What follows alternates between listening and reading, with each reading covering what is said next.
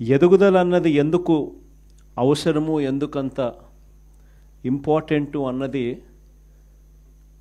క్లుప్తంగా చెప్తా. ఈరోజు మన పార్టీని చూసినప్పుడు చాలామంది ఎమ్మెల్యేలు కొత్త వాళ్ళే.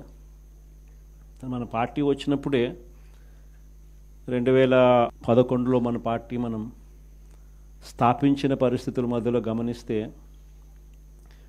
నేను అప్పట్లో కాంగ్రెస్ పార్టీ నుంచి బయటకు వచ్చిన. నేను బయటకు వచ్చినప్పుడు నాతో పాటు వెనకాల ఎవరు లేరు. నేను మా అమ్మ ఇద్దరం మాత్రమే బయటకు వచ్చినాం. అక్కడి నుంచి మొదలైంది ప్రస్థానం. నాతో పాటు కొంతమంది నాయకులు, నా మీద వ్యక్తిగతంగా అభిమానం ఉన్న నాయకులు కొంతమంది, మా కడప జిల్లాల నుంచి మరి ముఖ్యంగా కొంతమంది నాయకులు నాతో పాటు రావాలని అడుగులు ముందుకేశారు. నేనన్నా, నా పరిస్థితి ఏమిటో నాకే అర్థం కావడం లేదు.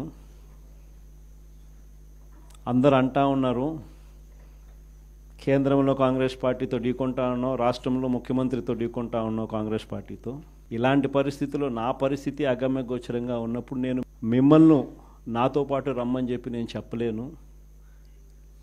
దేవుడు ఆశీర్వదించి నేను ఎదిగినప్పుడు, నేను బాగున్నప్పుడు అప్పుడు రండి అని చెప్పి కొంతమందికి చెప్పిన.